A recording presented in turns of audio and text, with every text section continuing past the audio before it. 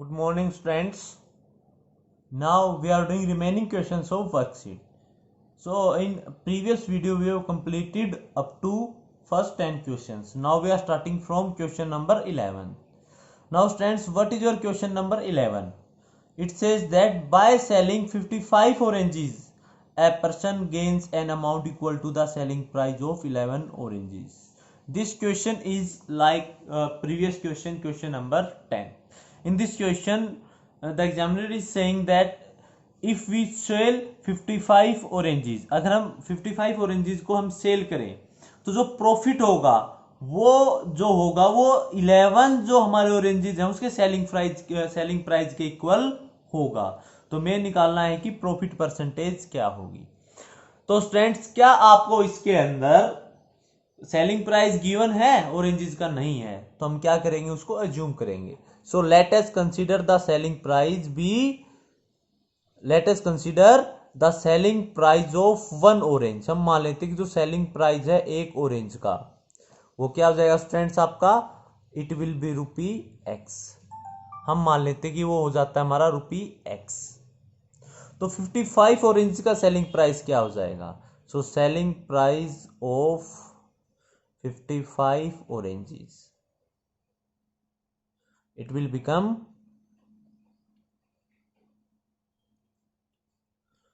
55x।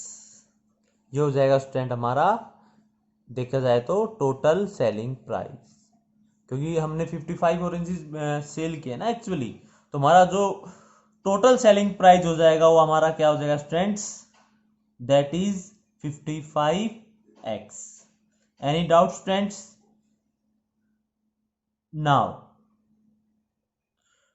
अब प्रॉफिट कितना हुआ है? प्रॉफिट जो हुआ है वो हुआ है profit is equal to selling price of 11 orange. Profit जो हुआ है वो 11 ऑरेंज के सेलिंग प्राइस के इक्वल हुआ है, दैट मींस 11x। अब स्टूडेंट यहां देखिए, आपको सेलिंग प्राइस पता लग गया, दैट इज 55x, और प्रॉफिट पता लग गया। क्या आप यहां से कॉस्ट प्राइस फाइंड आउट कर सकते हैं? अब स्टूडेंट में पता है, अगर प्रॉफिट हो तो सेलिंग प्राइस, प्रॉफिट और कॉस्ट प्राइस के अंदर क्या रिलेशन होता है? This is the relation between the selling price, profit and cost price. Now students, selling price equal to 55x is equal to profit is 11x plus cost price, इसकी value हमें find out करनी है। हमें value किसकी चाहिए students? Cost price की। तो हम 11x को ट्रांसपोज कर देंगे लेफ्ट हैंड साइड, तो क्या वैल्यू हो जाएगी स्टूडेंट यहां से हमारी, 55x minus 11x is equal to cost price, और जो कॉस्ट प्राइस आएगा वो आपका क्या हो जाएगा, 44x। अब स्टूडेंट आपको कॉस्ट प्राइस पता लग गया है, आपको प्रॉफिट पता है, तो क्या आप प्रॉफिट परसेंटेज निकाल सकते हैं? स्टूडेंट हमें पता है कि जो प्रॉफिट परसेंटेज है वो क्या होती है, profit over cost price into 100। Student हमेशा याद रखना, whether it is loss percentage और profit percentage, it is always calculated with respect to the cost price. तो यहां से क्या हो जाएगा स्टूडेंट, प्रॉफिट क्या आपका 11x divided by cost price 44x into 100। 11x 1 जा और 11x 4 जा 44x, 4 1 जा 4 और ये 25। आपका कितने परसेंट प्रॉफिट हो जाएगा student? It will become 25%। Now students, we are going to start question number 12। Here the cost of an AC is rupees 16,500 and 12% value added tax VAT is also applied. So we have to find the bill amount. हमें क्या find out करना है students? We have to find the bill amount. Now students, we have given the original price. Original price क्या given है student यहां पर?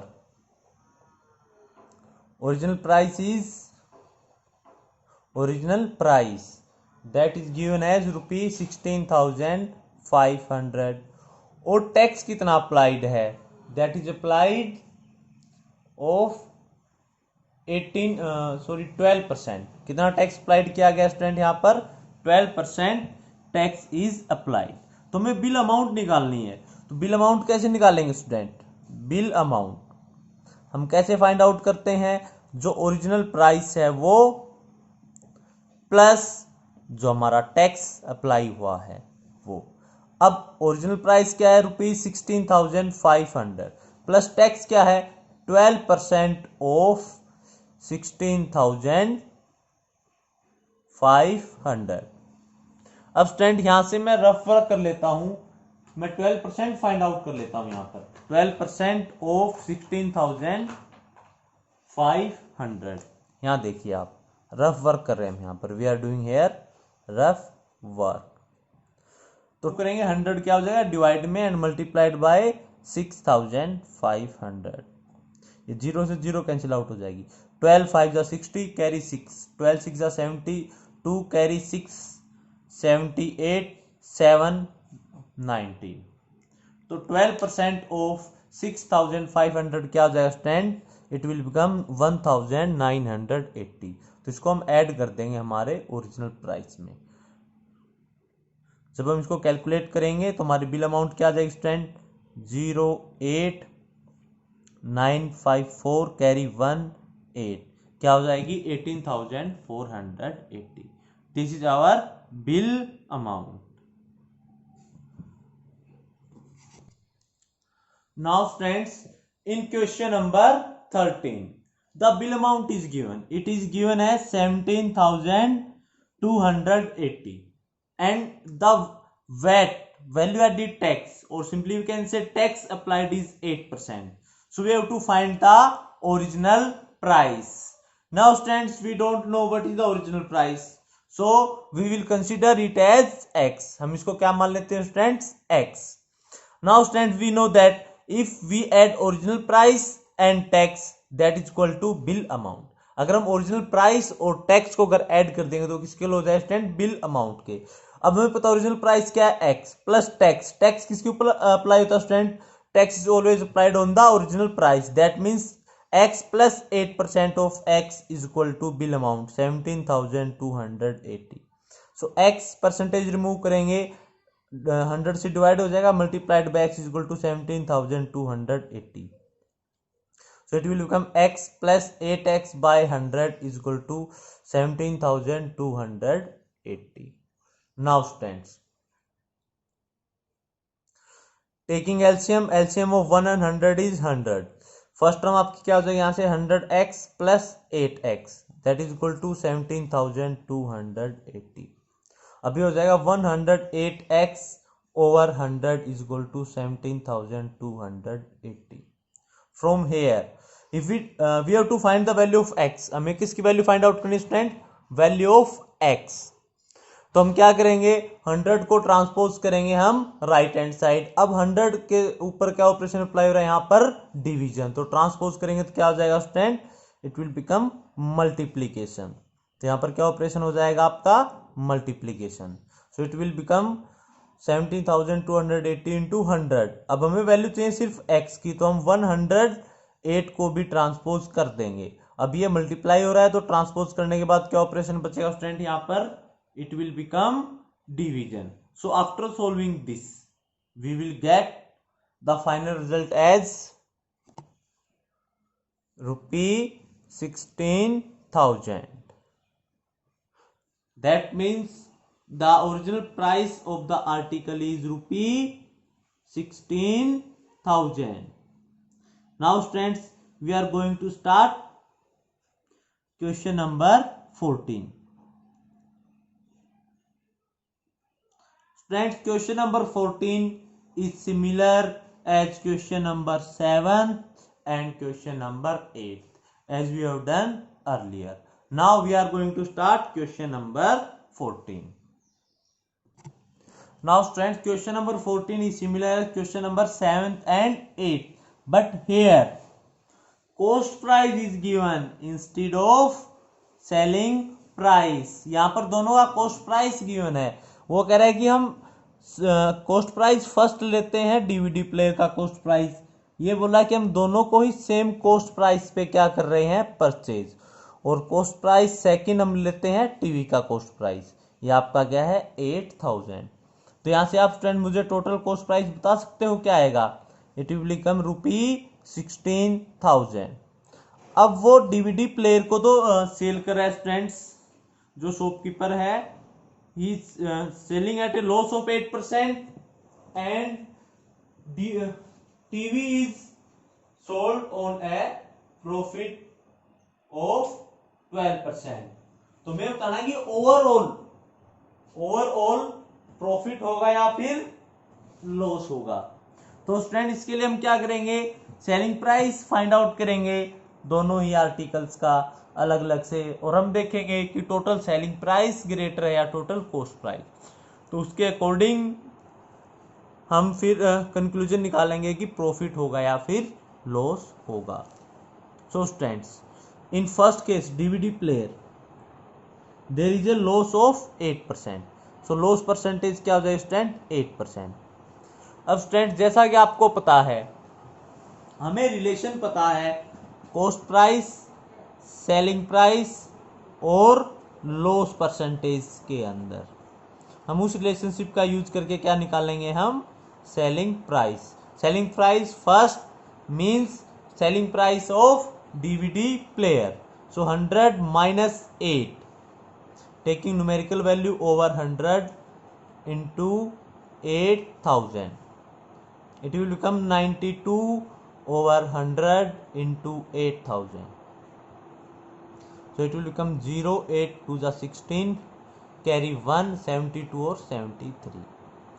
So selling price of DVD player will become 7360।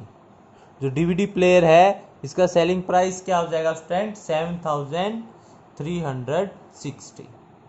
Now in case of TV there is a profit. TV के case में क्या students, profit, and it is of 12%।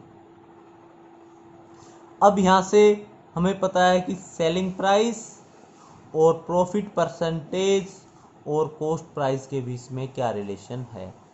हम उस relation का यूज करके यहाँ पर सेलिंग प्राइस निकालेंगे टीवी का। तो यहाँ से देखिए student, 100 plus taking the numerical value 12 over 100 into 8000, it will become 112 over 100 into 8000. Solving these values, it will become 8960। ये आपका आ जाएगा selling price of TV. So students, total selling price will become, adding these two terms,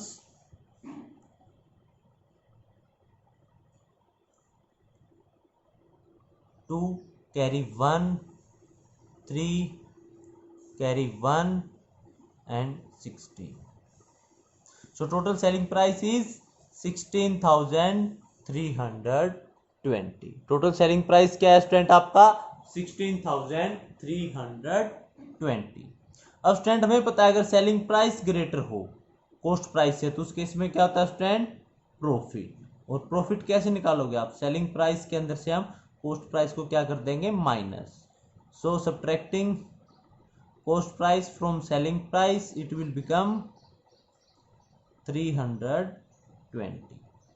now students, it is a work for you to find the profit percentage. Students, you have to find the profit percentage also. We know that profit percentage is always find with respect to the cost price. So students, in this question you have to find the profit percentage, and I am telling you the answer that profit percentage will comes out to be 2%.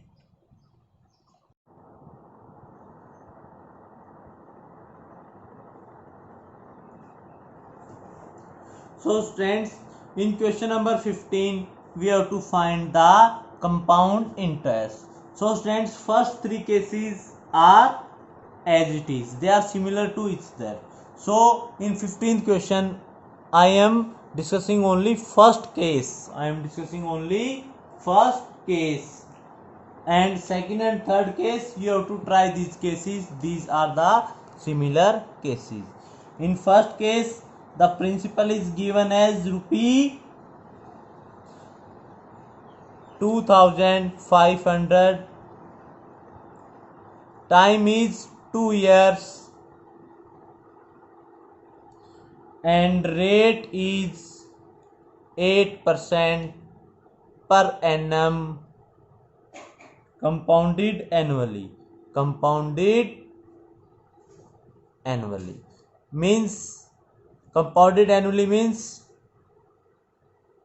आपका जो नया principal आएगा वो 1 साल के बाद हम interest को ऐड करेंगे। मींस कन्वर्जन पीरियड 1 साल में एक बार आएगा, तो 2 साल में कन्वर्जन पीरियड कितने हो जाएंगे? 2। That means value of n will become 2 in this case. So students, अब हम कंपाउंड इंटरेस्ट निकालने के लिए सबसे पहले निकालेंगे फाइनल अमाउंट क्या आएगी हमारी 2 साल के बाद। और हमें अमाउंट का फॉर्मूला पता है, that amount is equal to principal plus 1, principal into 1 plus rate over 100 raise to power n, where p represents the principal.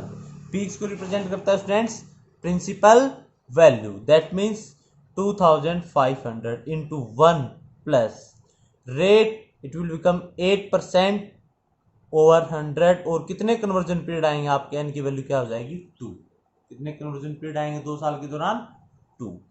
So it will become 2500. Solving these values, it will become 108 over 100 raised to power 2. So it will become 2500 into 108 over 100 into 108 over 100.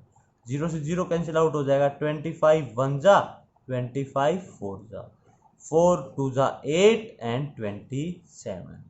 तो यहाँ से आपकी final amount क्या आएगी? 27 multiplied by 108. So multiplying 27 by 108, it will become, can you tell me the students, hurry up, what will be the value? It will become 2916. अब हमें पता है कंपाउंड इंटरेस्ट हम कैसे निकालते हैं।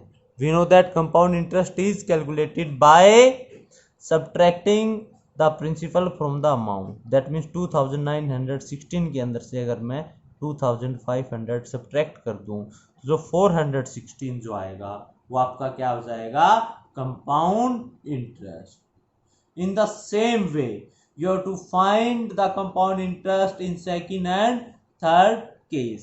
But case number 4, case 4 students, it is little bit different from first 3 cases.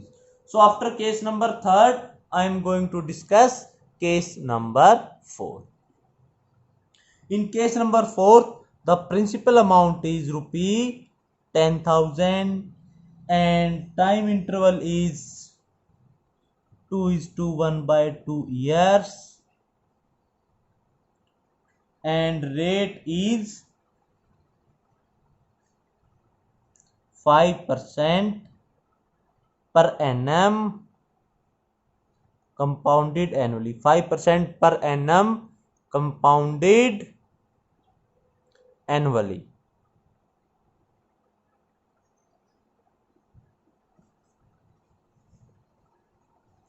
अब students यहां देखिए, अब आपका जो कंपाउंड इंटरेस्ट वो कंपाउंड हो रहा है एनुअली। दैट मीन्स 1 साल में कन्वर्जन पीरियड कितना आएगा? सिर्फ एक ही कन्वर्जन पीरियड होगा। अब 2.5 ईयर्स के अंदर कन्वर्जन पीरियड हो जाएंगे 2.5, यानी कि 2 conversion period complete and then after half हमारा एक्स्ट्रा बच जाएगा। अगर मैं n की वैल्यू प्रीवियस क्वेश्चन की तरह अगर मैं n की वैल्यू 2.5 लूं तो यानी कि पावर जो फ्रैक्शन में आ जाएगी। तो स्टूडेंट्स, जो पावर फ्रैक्शनल पावर जो होती है वो कभी भी सोल्व हम नहीं कर सकते। तो इसके लिए हम क्या करेंगे स्टूडेंट, या हम इसको एक अलग तरीके से करेंगे। यहां पर टाइम क्या है? 2.5 ईयर्स, ये आपका टाइम है स्टूडेंट। तो फर्स्ट 2 ईयर्स के लिए हम क्या निकाल लेंगे? Amount by using compound interest formula. First 2 years के लिए हम क्या निकाल लेंगे? Amount by using compound interest formula, और जो बाद का हाफ ईयर बचा इसके अंदर हम जो हमारी अमाउंट आएगी, अमाउंट को हम प्रिंसिपल लेकर सिंपल इंटरेस्ट निकाल लेंगे।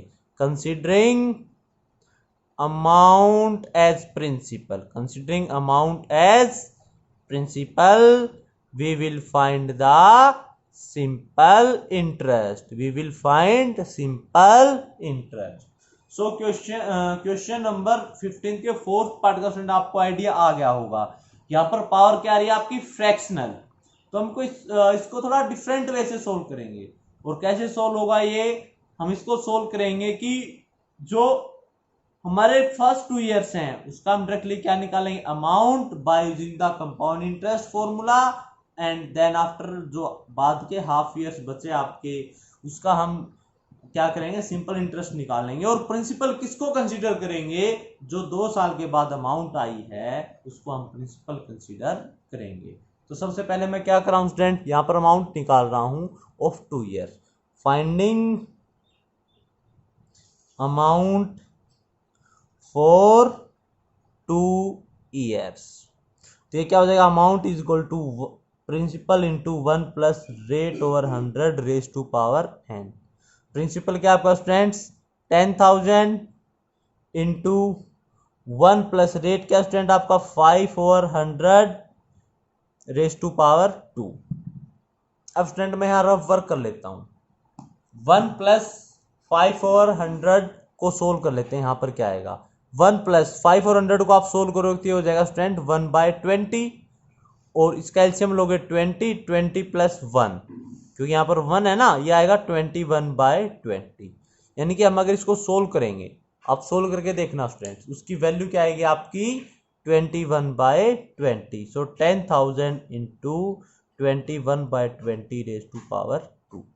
Further solving it 10,000 into 21/20 into 21/20, zero से यहाँ पर जीरो कैंसिल आउट हो जाएगी, 2 5 50 and then after 2 25। so our final result will be multiplying 21/21, it will become 441, and then after multiplying 441 by 25 it will become 11,025। अब ये आ गया हमारा अमाउंट फर्स्ट 2 ईयर्स का। अब स्टूडेंट जो हमारा हाफ ईयर बचा है, यहां देखिए जो नेक्स्ट हाफ ईयर बचा है इसका हम क्या निकालेंगे, सिंपल इंटरेस्ट। और इसका सिंपल इंटरेस्ट कैसे निकालेंगे, जो आपका ये अमाउंट आया है, जो हमारा ये अमाउंट आया स्टूडेंट्स 11,025, इसको हम क्या कंसीडर करेंगे, प्रिंसिपल, और हम अमाउंट सिंपल इंटरेस्ट निकालेंगे नेक्स्ट हाफ ईयर का। So now we are finding, अब हम क्या फाइंड आउट कर रहे हैं, interest of half year, finding interest for half year. So finding interest for half year, तो कैसे आएगा आपका, प्रिंसिपल क्या लोगे आप 11,025 इंटू रेट क्या स्टूडेंट आपका, रेट इज 5% और टाइम क्या है 1.5। अब फ्रैक्शन में न्यूमरेटर इसके साथ रह जाएगा और डिनोमिनेटर नीचे आ जाएगा, और डिवाइडेड बाय 100। इसको आप सोल्व करोगे फर्दर तो क्या वैल्यू आएगी, ये वैल्यू आपकी हो जाएगी यहाँ पर डिवाइडेड बाय, यह आएगा आपका ₹275.62। अब स्टूडेंट अगर हम टोटल अमाउंट देखें, टोटल अमाउंट जो हमारी पेबल होगी वो क्या हो जाएगी, जो 2 ईयर्स तक की अमाउंट थी प्लस आपका जो ये इंटरेस्ट आया, तो टोटल अमाउंट क्या होगी स्टूडेंट, यहां से आप सोल्व करोगे, क्या आप मुझे बता सकते हो कि टोटल अमाउंट क्या आएगी, यहां पर ये हो जाएगी स्टूडेंट आपकी 0.62, 0 कैरी 1 0 3 11। अब यहाँ से कंपाउंड इंटरेस्ट कैसे निकालोगे स्टूडेंट? अब कंपाउंड इंटरेस्ट हम कैसे निकालेंगे? जो टोटल अमाउंट आई है हमारी, इसके अंदर से हम सब्ट्रैक्ट कर देंगे प्रिंसिपल को, तो ये आ जाएगी हमारी 1300.62। अप्रोक्सीमेट वैल्यू आई स्टूडेंट्स हमारी ये, तो ये हमारी हो जाएगी फाइनल, सॉरी ये हो जाएगा हमारा कंपाउंड इंटरेस्ट। इस क्वेश्चन को स्टूडेंट्स ध्यान से देखिए, हमने इसको थोड़ा लॉजिकल वे से किया है। और इसको कैसे किया है हमने कि देखो यहाँ पर जो पावर आ रही थी, अगर मैं यहाँ पावर लिखता, यहाँ पर देखिए स्टूडेंट, यहाँ पावर लिखता 2.5 हो जाता, जो पावर सोल्व करनी हमारे लिए क्या थी, हार्ड। तो मैंने इसको कैसे ब्रेक किया, फर्स्ट 2 ईयर्स का मैंने क्या निकाल लिया स्टूडेंट्स, अमाउंट, और फर्स्ट 2 ईयर्स का अमाउंट निकालने के बाद नेक्स्ट हाफ ईयर का मैंने क्या निकाल लिया, सिंपल इंटरेस्ट। और उस सिंपल इंटरेस्ट के लिए मैंने प्रिंसिपल किसको लिया, जो यहाँ 2 ईयर्स के लिए अमाउंट आई उसको मैंने यहाँ पर क्या ले लिया, हमारा प्रिंसिपल। और वो जो सिंपल इंटरेस्ट आया उसको मैंने पहले वाले अमाउंट के अंदर ऐड किया, तो हमारी टोटल अमाउंट आ गई जो पेबल है। और टोटल पेबल अमाउंट के अंदर से अगर मैं प्रिंसिपल माइनस कर दूं तो स्टूडेंट हमारा क्या आ जाएगा यहाँ पर, कंपाउंड इंटरेस्ट।